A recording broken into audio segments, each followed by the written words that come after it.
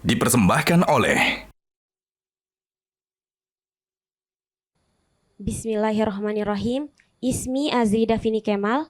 Ana min fasli saniyata asyar. Kaifa yumkinu lisiyasatil islamiyah antatakayyafa ma'ad demokratiyatil hadithah duna antafqidal qiyamal islamiyah.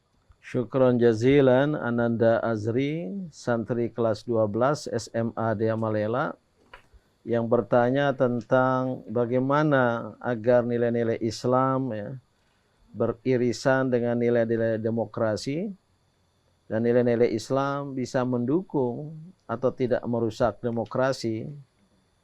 Tentu kita harus memahami dan meyakini bahwa Islam sesungguhnya tidak anti demokrasi.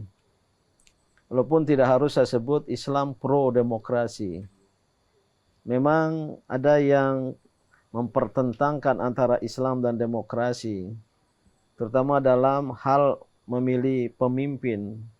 Ada yang berpendapat Islam mengajukan teori teokrasi, kekuasaan Tuhan.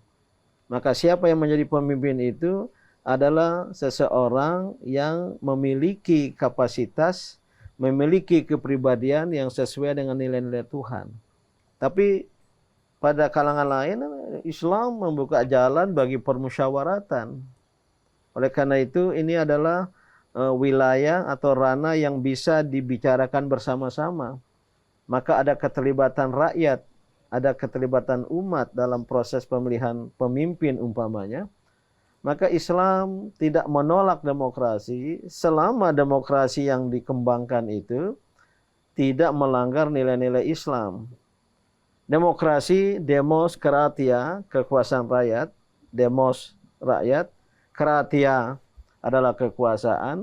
Artinya dalam suatu negara, rakyatlah yang berkuasa. Itu kan inti dari demokrasi. Tapi kemudian demokrasi menurut para ahli tidak berwajah tunggal. Bahkan sangat banyak pengertian dari demokrasi itu. Ada yang dan sekarang dikembangkan di Indonesia demokrasi liberal, demokrasi bebas, termasuk dalam pemilihan kepala negara one person one vote, satu orang satu suara. Ini boleh jadi bertentangan dengan Islam. Islam mengajarkan tidaklah sama orang-orang yang berilmu dengan orang yang tidak berilmu. Selalu ada perbedaan karena ada kapasitas yang berbeda. Tapi kalau disamakan one person one vote, ini bisa menjadi persoalan.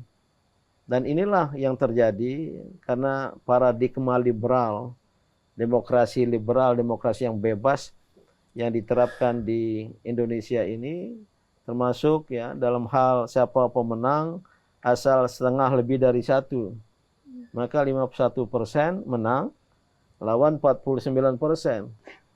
49% bukan sedikit, hampir 1/2 dari jumlah rakyat. Sering aspirasinya tidak diperhatikan atau diabaikan karena yang menang the winner takes all. Pemenang mengambil semua. Ada gium seperti itu dalam demokrasi. Islam mengajarkan demokrasi yes, tapi ethical and moral values is yes. Nilai etika dan nilai moral juga yes. Maka demokrasi yang tidak bertentangan dengan nilai Islam, maka dia mengajukan teodemokrasi, demokrasi ketuhanan. Demokrasi ya, tapi menjalankan nilai-nilai ketuhanan. Indonesia itu sudah ada isyarat demokrasi yang harus kita terapkan. Sila keempat Pancasila. Kerakyatan yang dipimpin oleh hikmah kebijaksanaan dalam permusyawaratan perwakilan. Istilahnya kerakyatan. Bahasa Arab, ar-ra'iyah. Apa itu ar-ra'iyah? Itu istilah peternakan, yaitu gembalaan.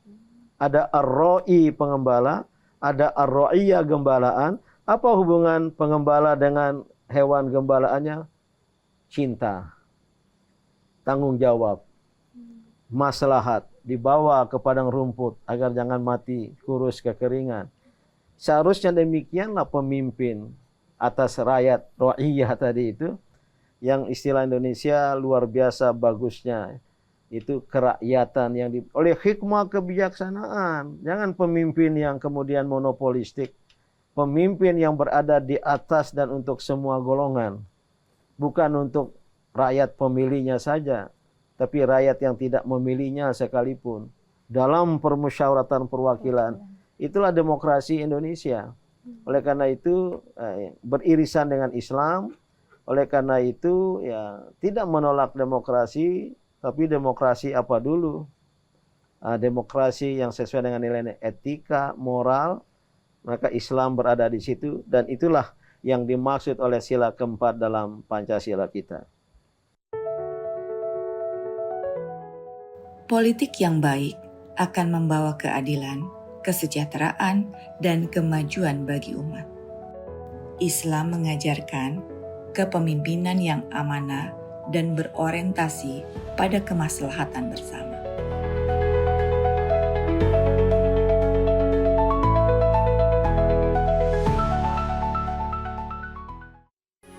Metro TV.